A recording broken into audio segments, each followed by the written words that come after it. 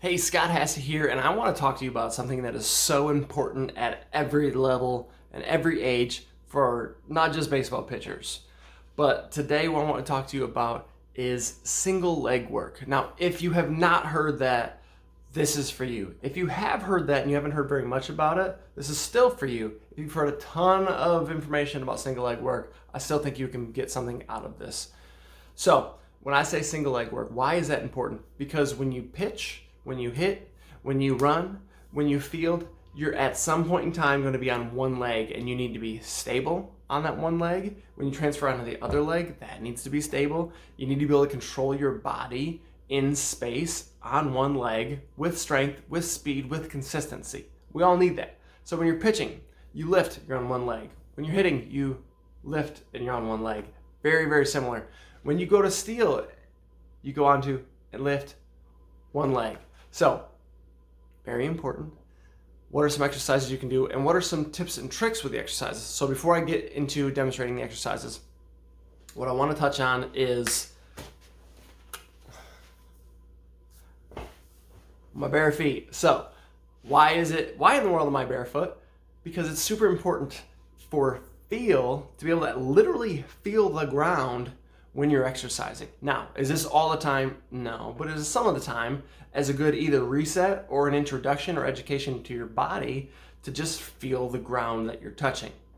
Now, maybe it only takes one time. Maybe you need to do it a lot. Some people I will see, professional athletes will be training with the toe shoes that have the toes in them.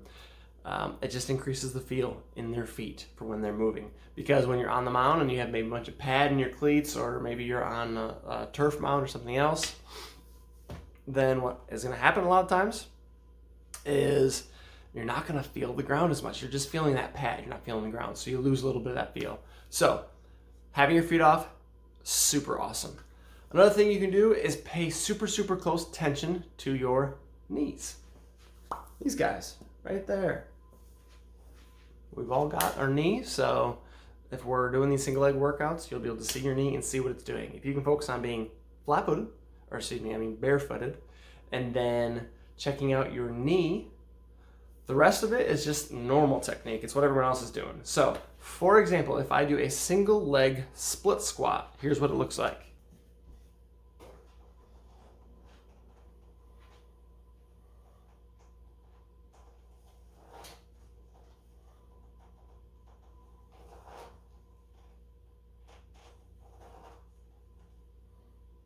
Now, when you watch that video of me doing it, it just looks like I'm doing a barefooted split squat, Bulgarian split squat. What I'm actually doing is I'm setting myself up with a deep breath, trying to calm my breath, set my body up in a neutral spine. So I'm just relaxing my body and finding my center of gravity with my foot. How am I also doing that though? You might not have noticed this, but I actually spread my toes a little bit. So within the turf, because I'm barefooted, I'm able to spread my feet a little bit, and that gives me more feel into the ground, and it gives me more stability. So if you think about it, if you want to have a bunch of stability, would it be like this on the ground or like this? You can grab a lot more ground if you're spreading out your feet and your toes. So I got my breath under control, my stability with spread toes, and then I just watched my knee. So if my knee wobbles, I need to slow my pace down. And the goal is to go down and up at the same speed, if not slower. I'm trying to challenge myself and have no movement on my knee, or very, very little. And if there is, then I reset my center of gravity before I restart, and then I go again. Now, you can go fast, you can go slow, you can go fast and slow, you can vary it up however you want. But what is important is that not only are you centered, but you're just maintaining that stability.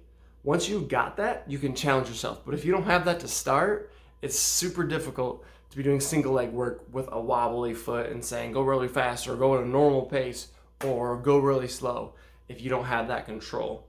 So that's super, super high functioning body awareness. Then you switch sides and you do that. So I like this a lot better than just a regular lunge, because there's usually a lot of balance that you don't need, especially if you're wearing shoes. You just kind of do it really quickly. Unless you're doing a step back lunge, that will challenge it a little bit more. And there's variations that you can do with this. So you can do one, you can do it with slams. for the Bulgarian split squat. You can do it with scoop tosses to the side with a medicine ball. That will do things like challenge it a whole bunch, but just that one alone by itself, the Bulgarian split squat, is going to be a fantastic one for single leg work. It's going to fire up the glutes, which for those of you that don't know what the glutes are, it's just your butt cheek muscles. So it's the muscles there that surround your hip and stabilize your legs. You need that stabilization in your legs. So many people don't work on that stuff, and they just work on bilateral movements, meaning you're using both. So bicycles, two wheels, both legs. Let's take one away, let's balance it up somewhere else, and let's just work on one, because it's what we do as an athlete in almost everything we do.